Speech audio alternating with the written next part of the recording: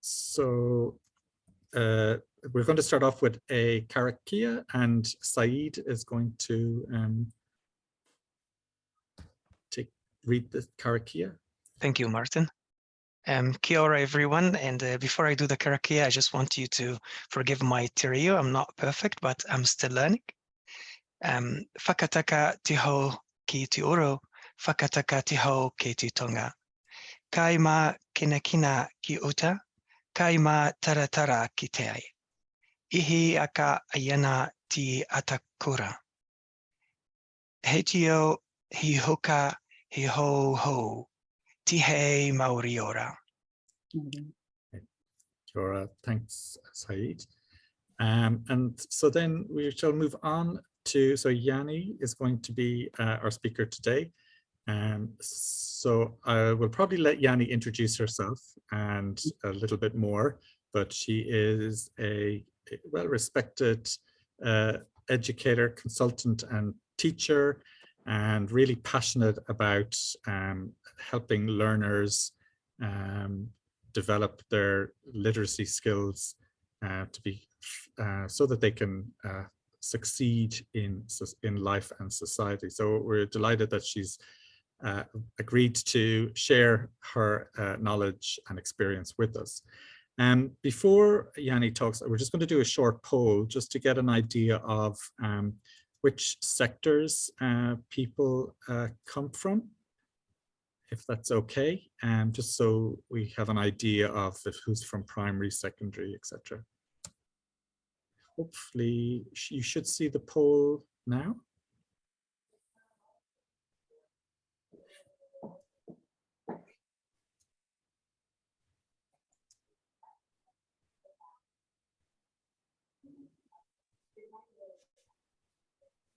Oh, fairly evenly split. It's interesting and fairly good. I'll just maybe try and share the poll with people just so people can see. Let's see, share results. I don't know if you can see those. So a very broad fairly balanced. I was just sitting in, actually, so funny, I was sitting in a lecture with a business analytics lecture today. It was all about clustering and putting people into segments. So it's first thing, it's like, oh, nice even segments that we've got here. Okay, so Jannie, shall I hand over to you? Yeah, I'll stop sharing my screen. Okay, where have you gone? Share screen. Good evening, everyone. I'll just get my screen up, and now I don't see it in the right view. I just have to, I had a few problems looking at the right view. It's still not showing it. I hope I can do this. It won't come up. Perfect. Is it perfect? Yeah. Okay. All right. So good evening, everyone, and thank you for coming. Good evening. Good evening. So what I want to share tonight is a very quick trip, and it is not Grammar 101, and it is coming from a systemic functional linguistic framework, the Hallidayan framework, if you like to think about it that way, which is really looking at grammar from how text works rather than saying there's some kind of prescription of grammar. And I'm kind of doing two things as I share with you, and it's not clicking along. Why not? Something is happening wrongly. Oh yeah, there we go. Let me just see if it's working out. So I call this a kind of a core grammatical toolbox, and I've got it for writers, but it's kind of applied particularly in the written form, but it has everything to do with how language works, English language works anyway.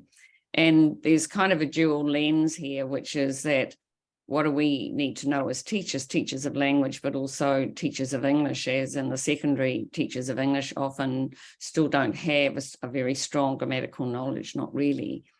Or also in my work at school is, can we then also shape up something meaningful in terms of grammar that is really difference making for students and the knowledge that they know so they can apply it in their reading, but in particular in their writing. So in a way you might say, so what's the logical order? And I've tried to put the journey, because I work with students on taking them on this journey, into a logical sequence, but we know also grammar isn't necessarily lovely and linear, and you learn this and then you learn that and you learn this. So bear with me as you go through it. I'm not assuming at all that you are not super knowledgeable about grammar. So if it means evaluate and I know this, I'm fine with that. If it's evaluate and gosh, this is a different view or way of looking at grammar, thinking about grammar, or I didn't even know that, then that's fine too. So I'm starting at this sort of like really simple level, and I'm saying this because this is where I start with students as well, is thinking about what is text. And we use that very sort of loosely with students, and yet do we ever explore, and could we fully explain? So I say, you know, well, I'm not going to do a lot of stops along the way. Can you explain clearly what a text is? What an utterance is, what a sentence is, what a paragraph is. So looking at the text, I do something like this and get students to think about, and we can think about it. How would you call all of these text? And I suspect that you would say, yes, I would. Students don't necessarily, because firstly, they often come to mind that a text is something that is printed. They might suggest oral, but then we talk about, you know, that no matter what it is, if it's a sign or a symbol that offers meaning, so that's the room we're in as a text, anything that is three-dimensional is a text, but their immediate thought is that it's something to do with words, and initially that it's written words. So this is quite a nice exploration. You know, where you sit in this thinking is up. You know, I don't know, but I get them to look at, and this goes slowly, which one would you call a text and which wouldn't? And it's interesting because they will call a text. They're not sure about until it, you know, they think, oh, well, it could be not letter A, but and then the discussion around suffixes and prefixes, and you know, we just talk about as a text. When a word comes up that's really recognizable, they'll say, yes, it's a text, because in itself it can carry meaning. These can carry meaning, but in a way they still don't carry powerful meaning because they don't seem to have logicality. And so we in the end think about, well, you know, just this idea of text. So you know, it's something that you obviously know, but it's quite nice to explore that a little bit more deeply with students. And then what's an utterance? And quite often students don't know what an utterance is, in my area of work anyway. And I could now ask you to explain. Can anyone just put the mic on and do a quick explanation of utterance? Something you say. Something you say. utter. Okay, something you say. Anything else in the detail of that? It doesn't necessarily have to be grammatical. Yeah, well, that's interesting that you raise that, because what's grammar in oral is, you know, a whole other debate, isn't it? What's grammar? So the standard kind of grammar of printed is not necessarily how we speak language. Yet, if we get words very convoluted, we can also say, but that utterance doesn't make sense because it's not proper grammar. Yet, on the other hand, is there such a thing as spoken proper grammar? Well, there's a kind of an in-between there. But, you know, a simple way of describing an utterance is a stretch of speaking. It's a turn length, and that together means something, followed usually by a pause. Now, an utterance can be short or long, and if you're measuring utterances, one way of measuring it is the mean length of a unit. But we don't need to go into that. It's just to differentiate the features of what is text. And if it's spoken, if it's conversational, not a literacy text that you've written and now you're speaking out loud, there are certain features that are distinctly different. And conversational to and fro exchanges of language than if it's this thing called print or literacy language.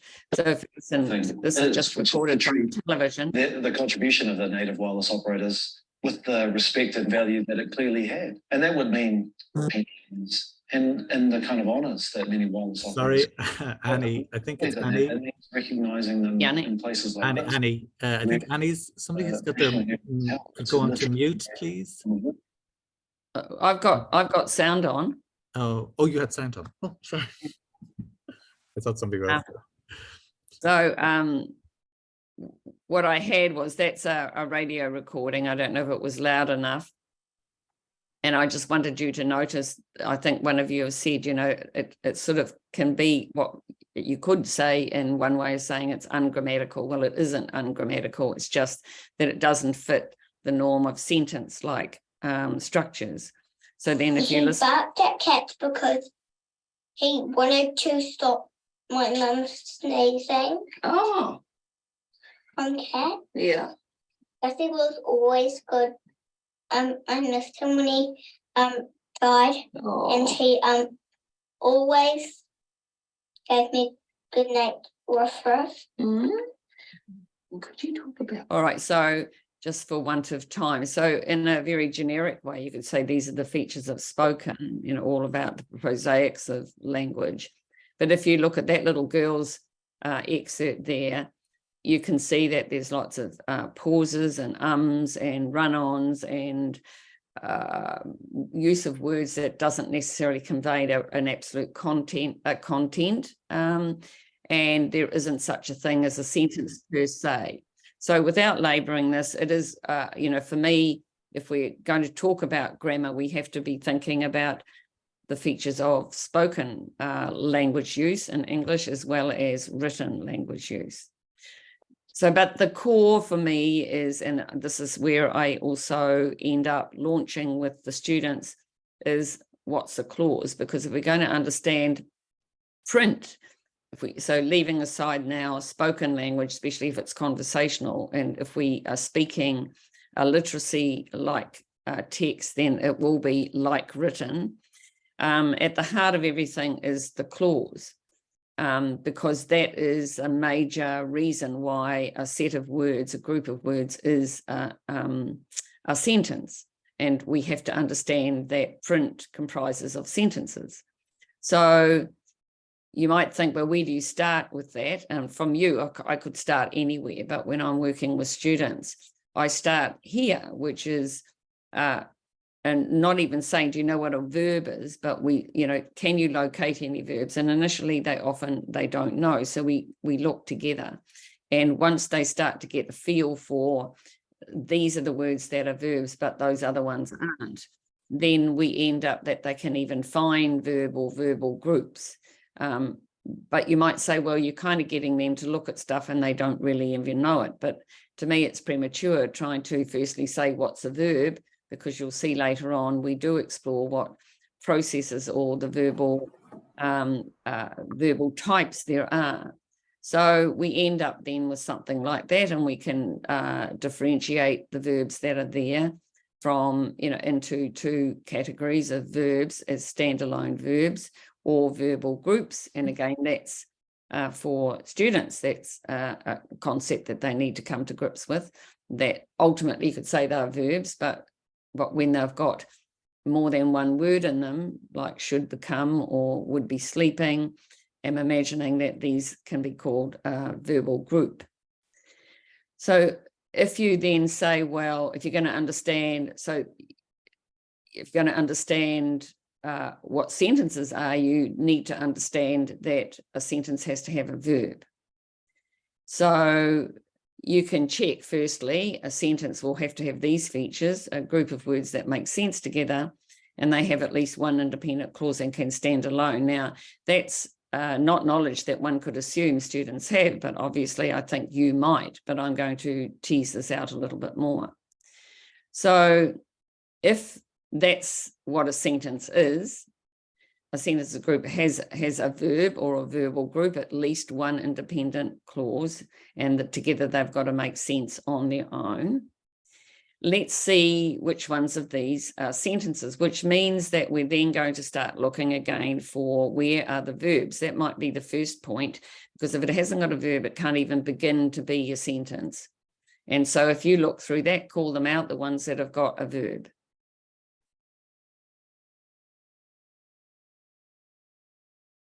The Anyone? second one. Yes, and the first one? First one. Yeah, first one, second one.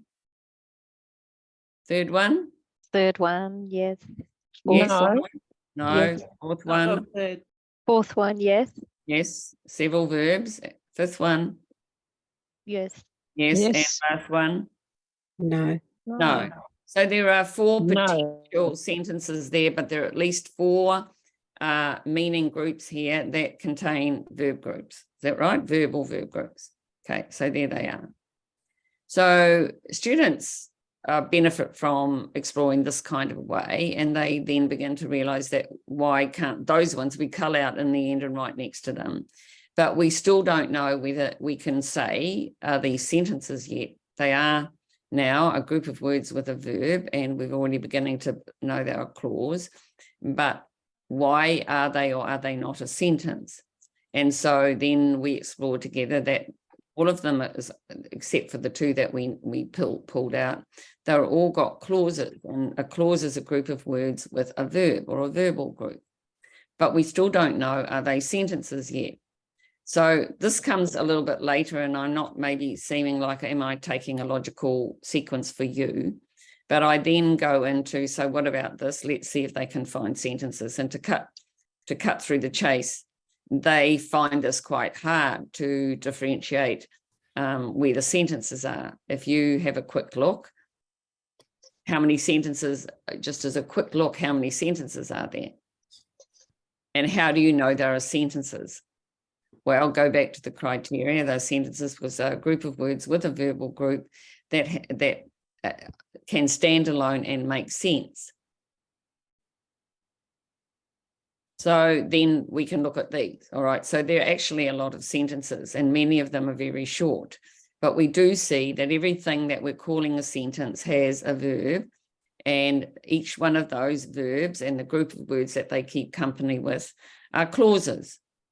So then why are they, why has one sentence, for example, got more than one clause? And so then that's further exploration, isn't it? So let's go, one of the things that from a systemic point of view, from a systemic functional framework of grammar, there is quite nice, I believe that it's a really powerful part of systemics around verbs is the processes of those verbs. So if you just say generically, what is a verbal process? There are three main types of verbal processes, but in the end, if you look at the bottom one here, down here, they are categorized into these 5 types: material, mental, relational, behavioral, and existential. So if I don't know how you explain verbs to your students or how you would explain verbs, but it's quite tricky because you realize many a time when a verb, we recognize what there's a verb, but it doesn't feel like an action thing. It's not necessarily to be and to have relational. So what are you going to call that? And so I particularly think this is a powerful part of systemics in that differentiation of the types of processes or verbs that you use and that we use in English. So it might be a strange term for you, or you might be familiar with it.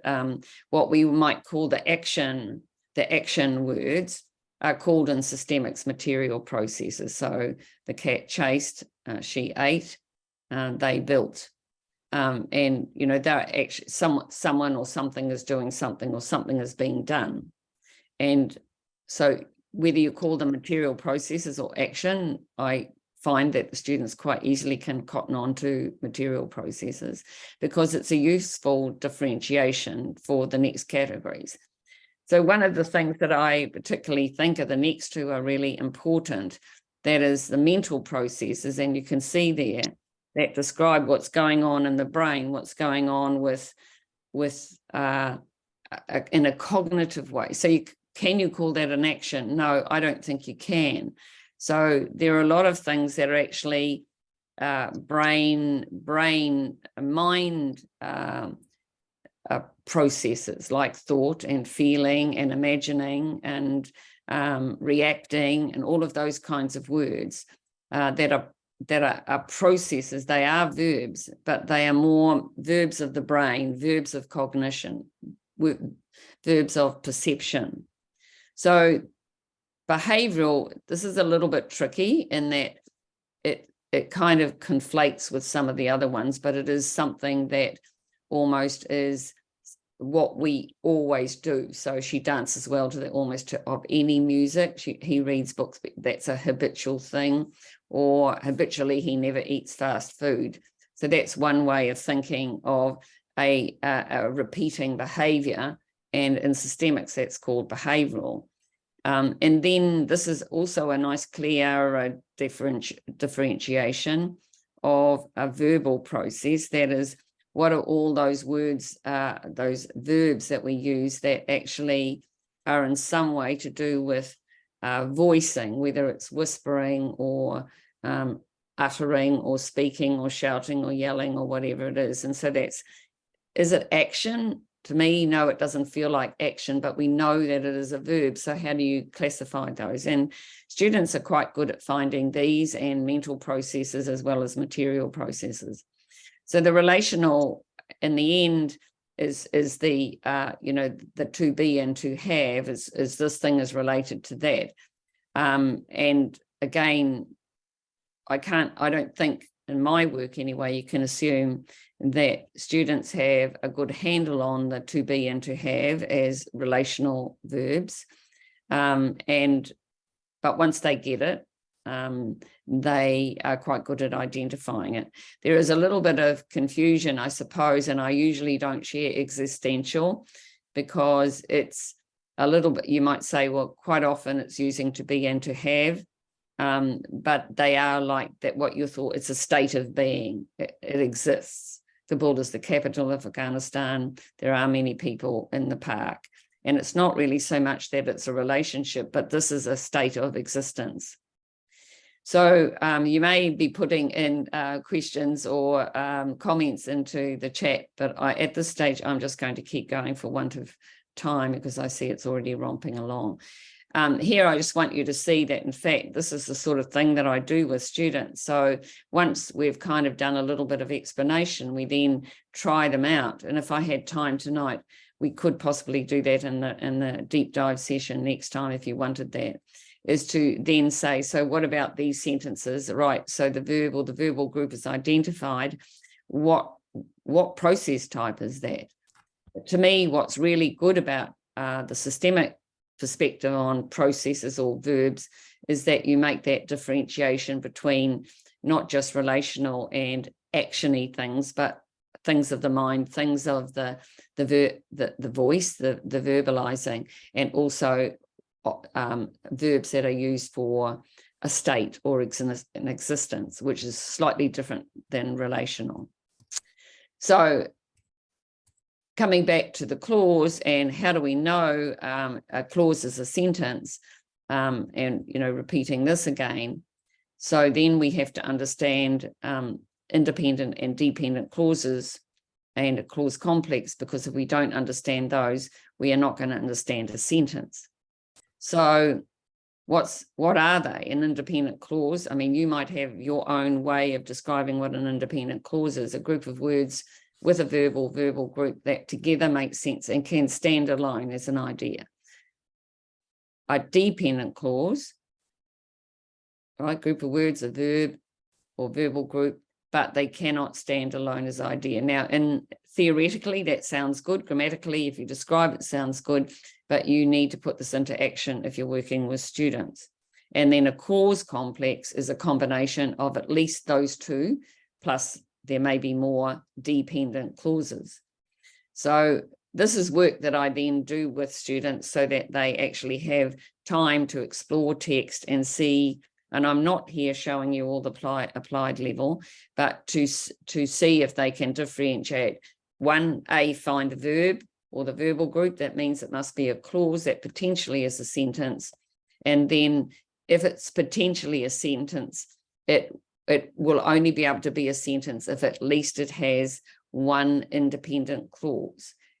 Even though it's got a dependent clause, but it has to have one independent clause. So I wish I had time to stop, but I'm hoping that you feel okay about me going on and we can revisit this. So then if I got you to look at this text, I don't know how fast you are at reading. They are sentences because students say they're sentences because they've got a capital letter and a full stop, or capital letter and a punctuation at the end. And I try to shift them from that to say, no, that's not the criteria of why a sentence is a sentence.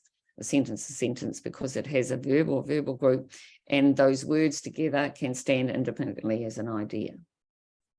So if you look at this text, you will see that, there are the dependent clauses, and we can look at those and say on their own, if winter this year was super mild, that there's something else that's got to accompany that. There's in itself, you're waiting for the next piece of information. But if you look on their right-hand side, I should become a bear. I should hibernate.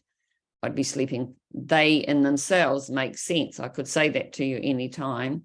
I'm imagining, you might say I'm imagining what, but I am imagining in itself can stand as a standalone idea, but how replenishing this would be? No, it can't.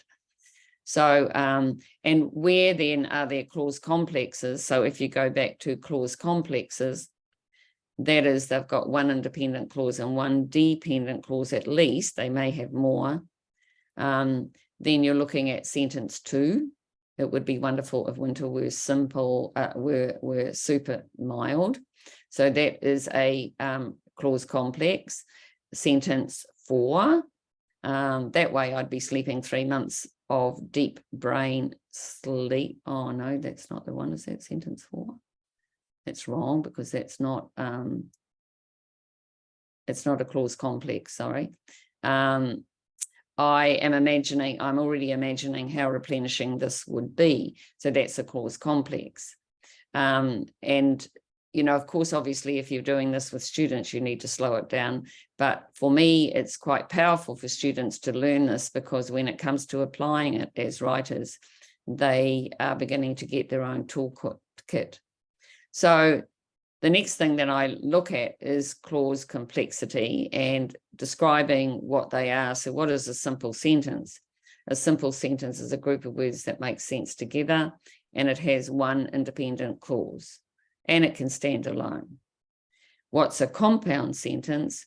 2 or more simple sentences joined together with what we call, you might have to tease out what a conjunction is, but I've given some examples.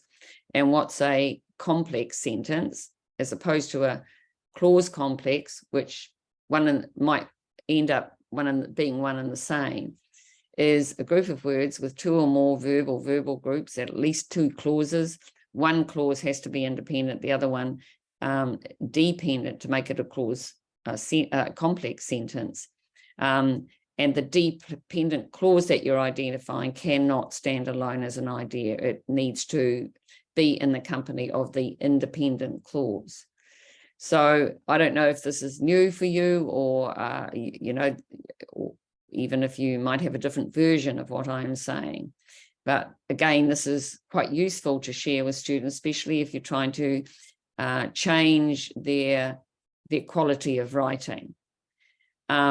So what would you do in a text like this if you're trying to look from a grammatical toolbox point of view? You would look firstly for the verb or the verbal groups, because that's a feature of any clause. So then you identify the clause, and then you identify which one are simple sentences, which are complex, because of the criteria that I just showed you. And if you can identify sentence complexities, you'll say, well, those are the different levels. Some of them will be simple sentences, some of them will be compound, and some of them will be complex sentences. So if you look here at the, analysing that, there are 4 in the first paragraph, 4 compound sentences, and there are sentence number one, no, number 4 is a compound sentence. Number 1, 2, and 3 are complex sentences because they have more than one verb group and a independent and a dependent clause. And then the second paragraph, there is one simple, Mum was near the ladder. And then the second sentence is a complex sentence, but inside there, you can see that there is a compound sentence. There's a hole in the deck and she's full of water. But there's also another simple sentence, we're sinking Gordon, but the whole thing is a complex sentence because it has clause complexes. Now I'm just going to take a pause and just ask you, am I making any sense to you? Am I going too fast? Because I can slow down.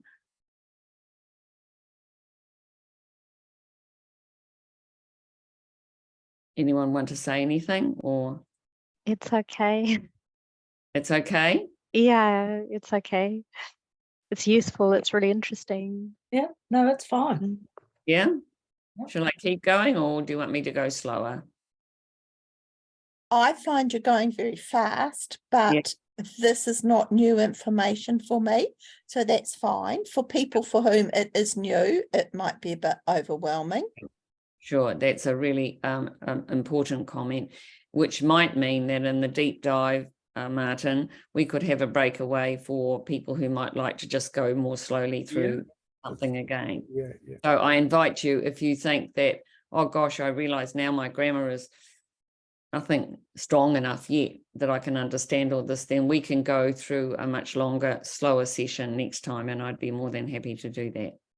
I think that's a good. Most of the comments in the chat are the speed is okay. Oh, okay. So I think probably everyone's got familiarity with the and so it's just like a really good speed at the moment. Yeah. Okay, good. I'll keep going. So then, while this is not a grammar point in itself, looking at grammar, looking at sentence forms is really powerful, and exploring that quite explicitly in the classroom. You know, I elicit this from students. Do they know what? Because they don't even think. Sometimes they think a question isn't a sentence. So they only think statements are sentences, and then they don't know what to call the other things. But they're all sentences. And what are our major ways of what's the major forms that we have in terms of sentences? So, you know, this is the array that I share with my students. And they understand the punctuation marks usually, but that they're all sentences. Part of this is that your writing toolkit would utilize the variety of sentence forms that you know exist, that you don't have just statements, and you don't just have, you know, questions, or that or that do you include a question in a paragraph, for example? Do you include a piece of speech? Do you even include an exclamatory sentence, etc.? This links into also length. So if you take that as a paragraph, it's got a pretty good mix of these forms of sentences. Why have you chosen that color? My face dropped with this. So there's statements, there's questions, there's a direct speech. Is there any report? She replied with a nod. Well, that's not quite reported speech, and an okay. But there's a whole variety, and showing students and exploring with students that having a good knowledge of sentence form means that you have a greater choice of how you will write and what form you're going to use. That if it's just straight statements all the time, it feels, as one student expressed to me, like a heavy block, a heavy block of words.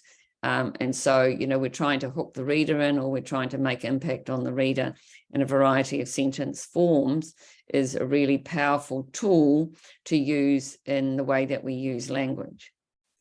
So sentence length is also, so we've looked at complexity, that is simple, compound, or complex sentences, but in themselves, they also have another layer, which is that they can be long or short and medium in length. So can you have a long simple sentence, and can you have a short complex sentence? Well, yes, you can.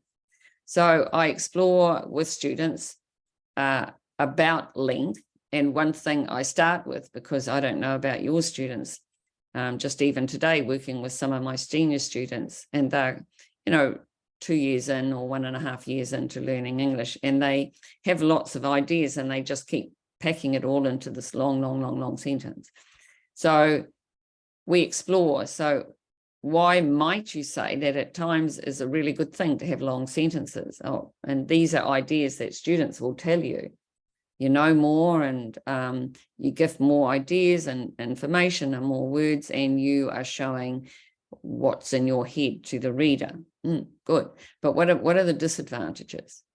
It feels too heavy often, especially if it's a long sentence followed by a long sentence followed by a long sentence, or even a long run-on sentence that just seems to go on and on, which very often young children do particularly, but also so do newer learners of English, because they're trying to get ideas across, but they're not that mindful of sentence breaking ideas into sentences. And I'm always saying, but there are about 3 ideas there. And look, you've used about 30 words. Can we not break that into shorter or a mix of length of sentences? So if I then say, if you look at this one, if you're a very fast reader, you'll ask yourself, so what sort of sentence is this? Where are the verbs? Sitting, listened, or listened to, so, listened. And so what is it? Sitting quietly on the side of my bed. We know that it's a complex sentence and it's long, which you might say predictably that's the case. If we look at this one, okay, where's the verb? Is, and it's short and it's a simple sentence. If we look at this one, there are 2 verbs, come and watch. It's medium length, not short, not long, and it's a compound sentence. So I analyze this with students, and we look at why we're categorizing them into simple, compound, and complex, and what are the features. So this one has one independent, what is it? And it has one dependent, what is it? And so we can call it a complex, and it's long. This one is a short sentence, and it is simple. I just realized when I'm talking to you that I have other examples of where you can have a simple sentence that is very long, or you can have a complex sentence that is very short. Life is not always easy, they say, would be an example of a short sentence that is a complex sentence. So thinking about length and thinking about complexity are 2 layers that are quite nice to merge for students, so that they, all the time I'm saying to students, because this is giving you more choices when you're using language, choices when you're speaking language, but also particularly when you're using language to write or convey meaning in print in some way. So if we still go on the theme of clause, then we can use clause as a very important tool as in the way that we use language. So how do we use a clause to give more detail? We use it in these kinds of ways. We use them as to either embed in some kind of way in the way that we use language, or to foreground a clause, to use a clause to foreground the main idea, or we can use a clause as a qualifier that is to add something to the main idea at the end. So if we look at this text, some time passed, though I don't know how much, when I opened my eyes, I was lying, you can read that, lying on the floor, jagged beams hung down from the ceiling, and one side of the cabin bulged inside. Mum was near the ladder. She tilted her back to shriek through the hatch. All right, so if you then say, well, is there any clause there that you could say is at the front, to pre-modifying, is kind of giving some way of extra information before the main idea or the main clause. And so we've got some time passed. is a pre-modifying clause. It's a clause. It's not a prepositional noun group. And then if you look at embedded, so where is it modifying, that should have been as a qualifier. So if we look, where is it embedded? I'm just hunting around. I'll go to the next slide because there it is. I changed it there. Modifying as a qualifier. So if you look at sentence 1, sometime, oh no, so I made a mistake before. So in sentence 1, the main is sometime past, and though I don't know how much was the qualifying clause. If we look at sentence 2, when I open my eyes, there is the pre-modifying clause. And so then if we look at sentence 2 also, I was lying on the floor, half covered in water and surrounded by pieces of crockery, sodden books, and hunks of decking. So maybe you could say, well, that's not embedded. It's not inside the rest of the sentence. It's actually a qualifier. I'm trying to look to see if there's an embedded. I can't see any embedded. I think. No, I can't either. So I've made a mistake there. Oh, no, it's okay. You've got paragraph 2. Sentence 2. Yeah, paragraph 2, sentence 2. Where have I got it? Oh, well, it's embedded because that's inside the speech of what is then the clause, the complex sentence. But why is this an important aspect of grammar that we should give to students? Is because it also helps their thinking about how do you use a variety of sentence beginnings. So one way you can have a variety of sentence beginnings is by starting with a pre-modifying clause. That is a clause that is a dependent, that is before the main clause. That is the or otherwise in sentence number 1, you can use a clause to actually add more detail to the main clause in sometimes past. So I don't know if that's got clarity for you, but I hope so. I've got here that it adds detail to the sentence, it varies the sentence beginnings, and it actually helps them to think about collocations, that is, words working together to make a meaning, words that keep company together, as I like to call collocations. So I'm skipping that. Another kind of key aspect to me about what we really need to know or have in our toolkit is, I can see time's ticking away, I need to stop, is the noun group, prepositional noun group, and other adverbials. And I'm just going to give you a taster because I'm going to stop in 3 minutes. So the noun group, you're probably very familiar with that. So what is it? In systemic functioner, you call a noun a thing. It might seem a very strange term to use if you're not a systemic functional linguist, but nouns are called things. And so we know, these are very identifiable things. There are all those other ways of abstract nouns and all of that, but I'm not going into that tonight. A noun group. So a noun group is a noun plus something that still sits inside that noun group, like a numerative or a determiner or a modifier, the crown jewels, many, 2 green apples, whatever, that's a noun group. And then an expanded noun group is actually, you've got a noun group, but you're, in a way, what you're doing is you're modifying with a qualifier. So, but you can still call that in systemics, you can call that an expanded noun group. And the second one is not got a clause, but it's 3 times on. So you're using prepositional noun group, or reigns on already. So you reigns or on already. So instead of the just saying on ground, you're putting already sodden ground. So you're expanding it. The reigns, that whole concept is an expanded noun group. Adverbials are a whole other, the simple adverb, that's fine. But prepositional noun groups are adverbials. And so there's all these different ways of thinking about how do you use prepositional noun groups as adverbials. So again, to add detail, to use different ways to start your sentences. And while this might seem really complex, I do this with students and they are very good at identifying prepositional noun groups of manner, of place or location, of extent, and of reason. I haven't got that one. Cause, there we are, cause.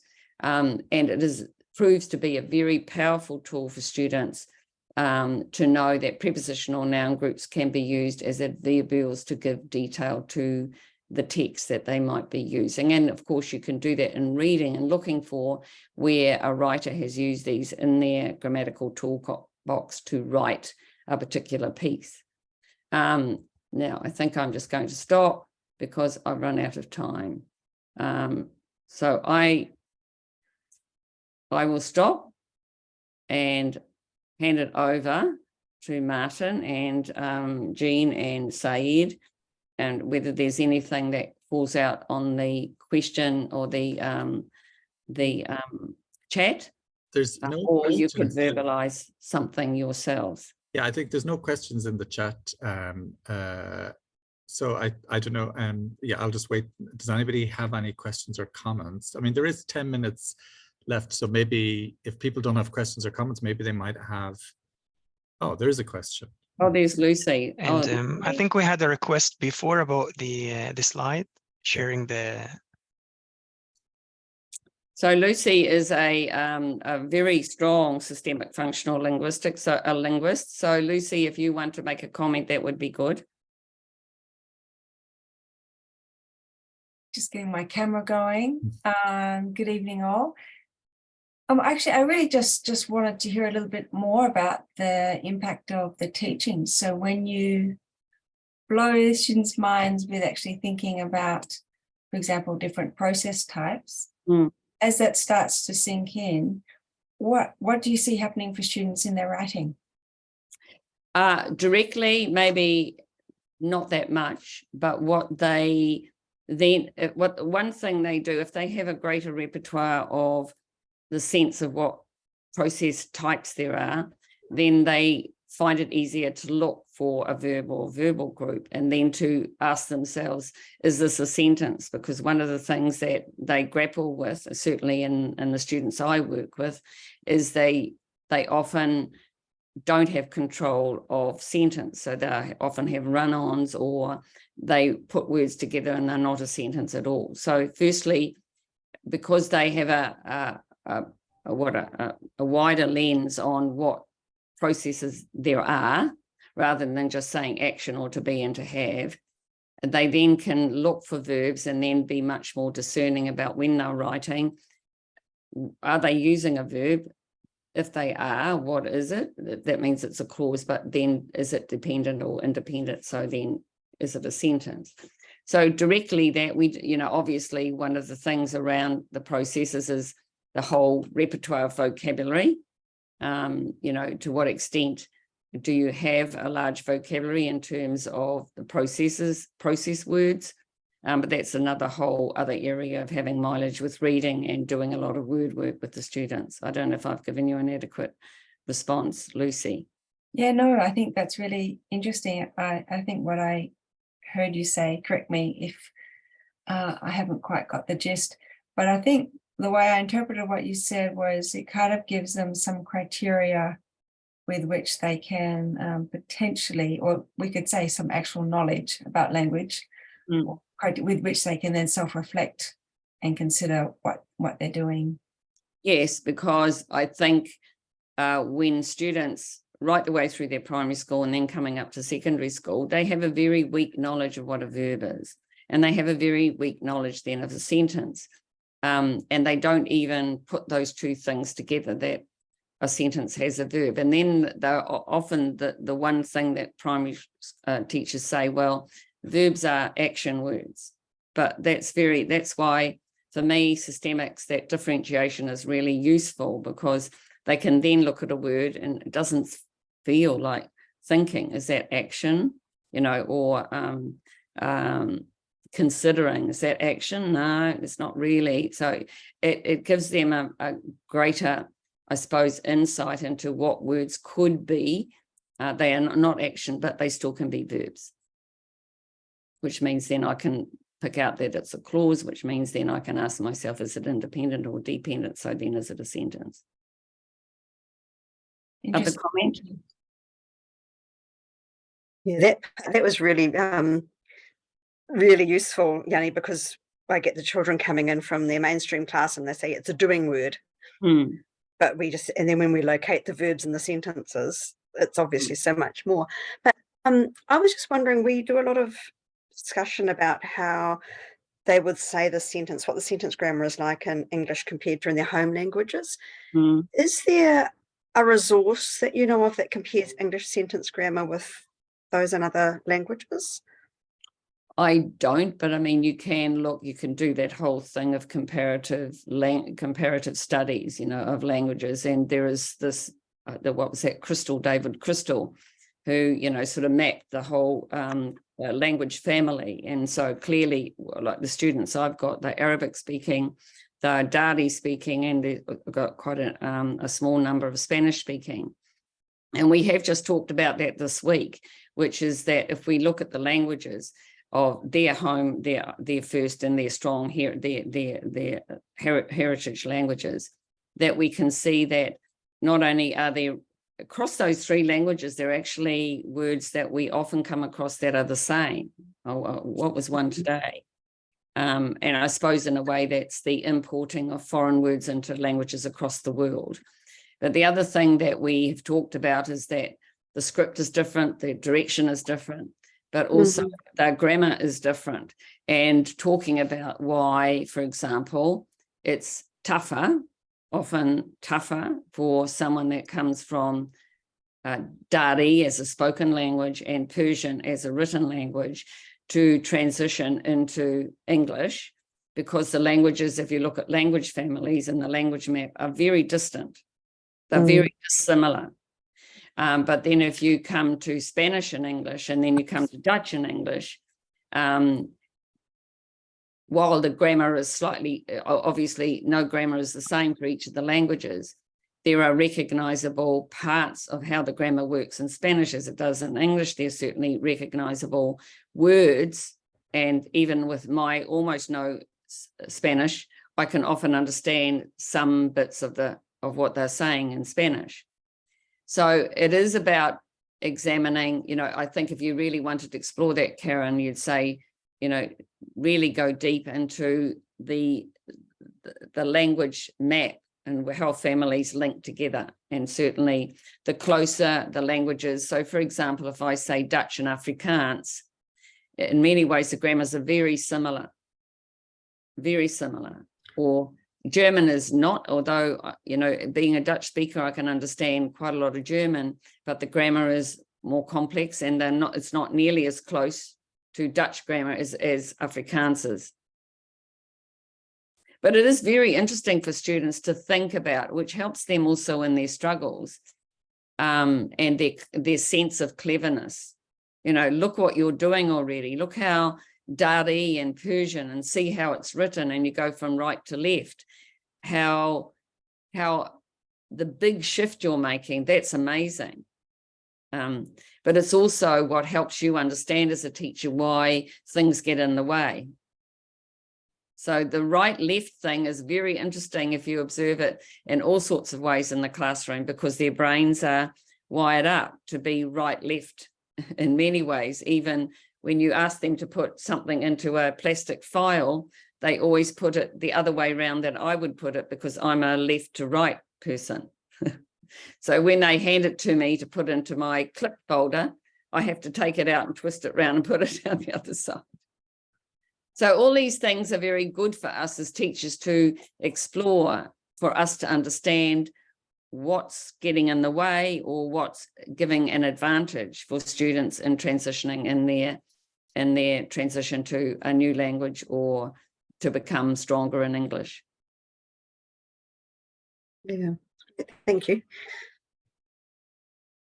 I do remember reading something about like some of those languages with the SVO order, and the others would have a slightly different. I think that book is called Learner English. Is it Learner? And it was talking about the issues that speakers of English as a second language around the world used to have. And I think as someone who speaks Arabic as a first language, when it comes to grammar, there are things that grammatically accepted in Arabic that in English turns into a mistake, a grammar mistake. So for example, the order of an adjective and noun in English is totally the opposite, or exactly the opposite, the one in Arabic. And that might create issues among students, I guess.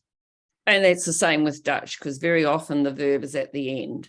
And so then even when you've been a long time in New Zealand, I can pick up a Dutch speaker just like that, you know, who's been a long time learning English, but they still retain their Dutch, because they will often, what we would say is grammatically feels very not right in English, because their grammar is, our Dutch grammar, you often put the verbal group at the end. So, you know, all of these things are not, are just saying that helps us understand the challenges or the advantages that students face when they're transitioning. So just one question in the chat, Jannie. I think this will probably be the last question. So over what period do you introduce, expound and use these grammar points? Like how long over a course would you start? Yeah, well, you know, I'm mostly working in secondary, and last year I worked with all the English teachers with the year 9s, because we definitely know that they come into school with really weak knowledge of English language, not the conversational English language, but especially in the literacy area, both for comprehension and for writing. And so for each of the teachers, I worked with them in the classroom, and we took it quite slowly, most slow unfurling for half a term. It wasn't every single period of the week, but it would have been, if you collapse the time, it would have been maybe 2 to 3 hours throughout the week, across a half a term, and just taking slow steps to get them to the point where they have a lot more language choice when it comes to writing a paragraph. I stop at the paragraph level because I'm not doing the work to now do a longer text. To me, the grammar that matters is at the above clause and below clause level to the point of a paragraph. And so, yes, we take it slowly. They do a lot of applied work. There's always a slide deck plus doc that they're working in parallel together. Lots of talk, lots of discussion, lots of them thinking aloud together with the rest of us. But if you take it slowly, there is, to me, I think it's really humbling to see how much they can understand and put into practice with that scaffolding that you give them. Great. And just for those of you who are primary teachers, and you know, I've done a lot of work in the primary, and Lucy would probably agree that in an Australian context, you can bring grammar right back down to, you know, the very young ones. Don't sort of assume that just because they're very young, they can't learn, gradually build this grammar toolbox. They can. And we do them a service to take them slowly through that. And you will have to make choices at where do you start and what do you do. But I mean, if nothing else, just simple compound and complex sentences is a little exploration that you can make with students at the younger levels in looking at already written text and looking at text that you co-write and looking at text that they might have already written that we might do something with to massage. Brilliant. Thank you, Jannie. Thank you, Jannie, everybody. Thank you. That was very informative, and I think there's a huge amount there. Like there's a lot to cover, and I think you've managed to cover a lot within a short period of time, which is great. So just to let everybody know, there is the sorry, I'll just share my screen. So there's next week, there is another dive deep session with Lucy, who's here, and one of Jannie's colleagues, Jeremy. I think there's another email link to that. I'll send it out again closer to the time. But other than that, I would just like to thank Jannie. Sorry, it actually might just give a short, sorry, I just was going to give a feedback survey link, but my cut and paste is not working very well. Martin, I think we had a question about the slides. If Jannie can share the slides with attendees. Jannie, how do you feel about sharing your slides? I think I won't share the slides because it's incomplete, but the recording is available. So hopefully if you can look at the recording, you can go back over, because there's a whole lot there that I haven't shared, and I'd rather that you just look at what we've traveled through tonight through the recording, if that's okay with you. Also, Martin, if you just might want to explain that what the deep dive is again, that it's a opportunity to have conversation, to listen to someone that might be at applied level, exploring how some of what I'm shared, you know, Jeremy and Lucy's, obviously she's there in the classroom applying it all the time, but it's about being in conversation. It's not a lecture presentation like I feel like I did tonight.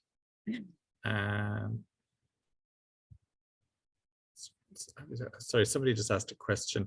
Unfortunately, we're going to be out of time, but I think as Jannie pointed out, so next week's session will be a dive deep session where there may be a bit more opportunity to discuss with students, with practitioners in your teaching, maybe in your similar context or as close. And we've only got a speaker from secondary and speaker from tertiary, so hopefully that will help. But there is, so unfortunately, we're just running out of time now. Say one thing, I'll be joining Jeremy. So if you've got questions that haven't been answered, you know, I'll be there in the room with you and with Jeremy. And it's a very laid back, casual. It's not, you know, hopefully you engage and you speak and you can tease out things together and do a lot of buts if you want to. And make comments. So it's a relaxed sit back and let's talk together about how we make something like the knowledge of grammar work with our students and in our classroom. Yeah, and I think that is exactly, I think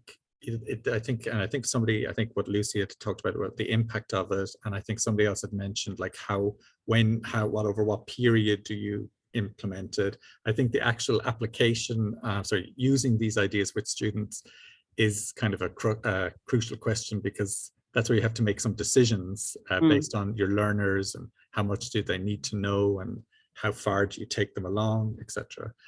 So yeah, the application of it is. So yes, hopefully some people can make it next week. But if that is everything, I'd just like to say thanks to you again, Jannie, and thank you everybody else for joining online tonight. I appreciate you making the time to attend. Thank you. Thank you, everyone. It's always a bit nerve-wracking. I don't know you. I don't know you. And I don't know what expectations you have. So thank you for coming, and I hope that you come away with something and you feel satisfied.